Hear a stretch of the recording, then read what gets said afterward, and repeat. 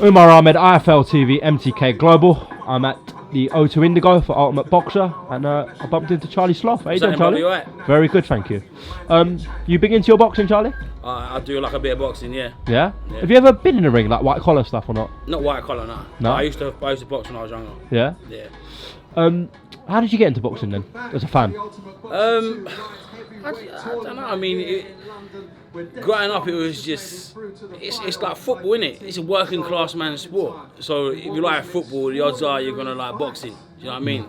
And I grew up when Tyson was the man. You know what I mean? And I was a massive Tyson fan. So that was my entry into loving boxing. Okay. In terms of today though, who would you sort of look out for? Do you know what? I mean, I've only been lucky to catch 2 fights, 1.5 really. And what's that lad who just won their own points? Spellman. I mean, I saw his fight before the semis as well, where he's crashed the geezer out of the ring. And I know he was unfortunate in one of his last fights before that. And you can see his reaction. And it's reactions like that bring back the reality of boxing. Do you know what I mean? Like, he looked devastated when he knocked the lad out. And that shows the humility in it. Do you know what I mean? It's, you know, it's a sport, but it's a dangerous sport.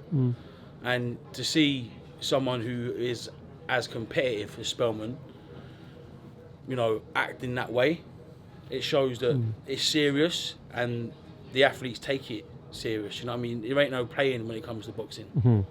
What do you think of the Ultimate Boxer tournament as a format? I think it's incredible. I think you know, this is a great time for British boxing, and what this does is it creates a platform for all of the British boxers out there, the pro fighters that don't really get the limelight thrown on them. Do you know what I mean? So this gives them a platform to showcase what they're capable of doing, and I think it is platforms like this that's gonna, you know, bring the youngsters through. Because when you go to a boxing match these days, you don't see that many youngsters. You know what I mean? You just don't. It's true, actually. You don't. And I think it's events like this where it just spices it up a little bit, makes it a little bit more interesting. It's a bit quicker for the younger viewers. We all know, like, the youngsters these days, how they consume content. It's changed forever. Like, everything is just so rapid. Like, in the world I come from, music, a record comes and it goes like that. And that's just because of the attention spans of the youngsters, because there's just so much going on, fast food society. So I think events like this, you know, it helps showcase the talent, and at the same time it brings a new audience into boxing. That's what we want. Right, that. Yeah. Okay, big news yesterday. Dillian Whyte, Whyte-Chisora rematch. Gonna be a great fight. Who have you got? Dillian. I think after he lost to Joshua, his boxing game stepped up tenfold. He's always been a great fighter. He can have a tear up. But his boxing ability after the Joshua defeat, I think he really checked himself after that. And since then, you can see his boxing skills come on leaps and bounds. And I just think that this time round, he's going to have a bit too much for Chisora. Okay. How did you have the first fight?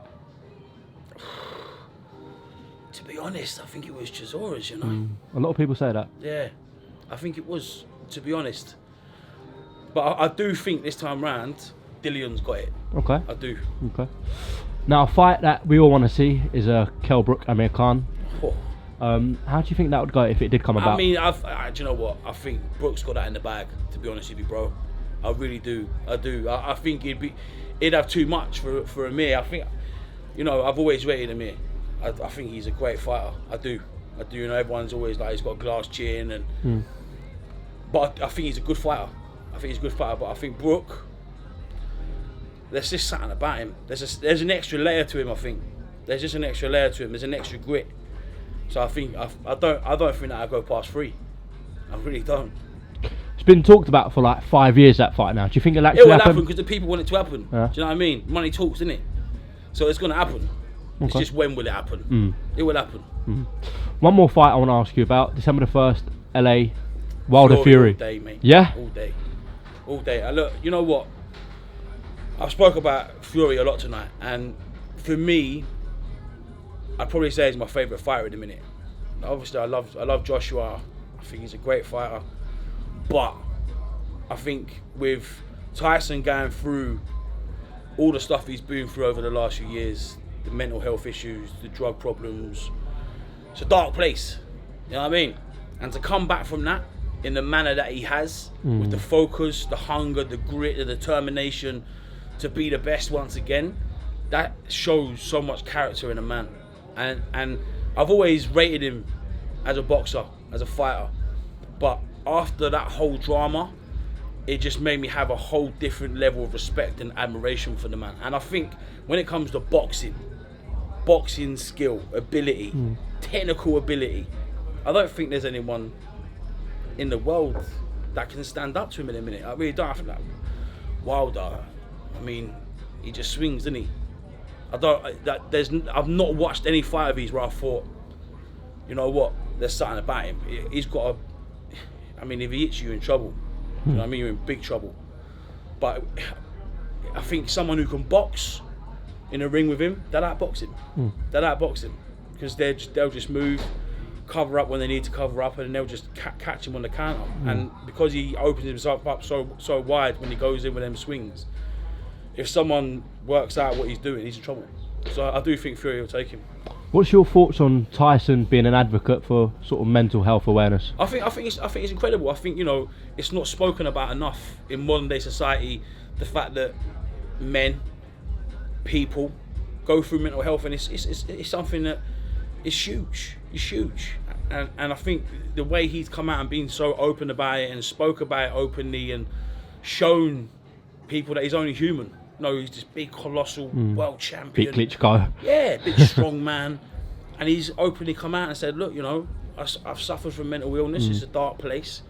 I've got through it. And I think, you know, the biggest killer in young men in the country is suicide. And I think for someone like that to come out and be like, look, I've been there. You know, it messed me up. I was fucked. I think he's a great role model, even though, you know, he's very controversial in some of the things that he says and the opinions that he has. But put all that aside for a minute, the measure of the man, he's a special man. I hear that. What are you up to nowadays anyway, Charlie? Just grafting, bro. Yeah? Same old, do you know what I mean?